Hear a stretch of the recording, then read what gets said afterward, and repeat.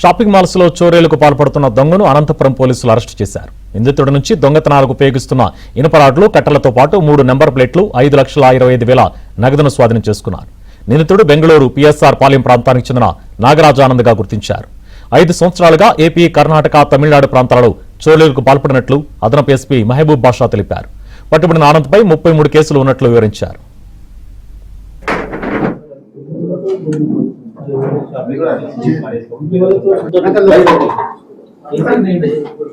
light जल Java right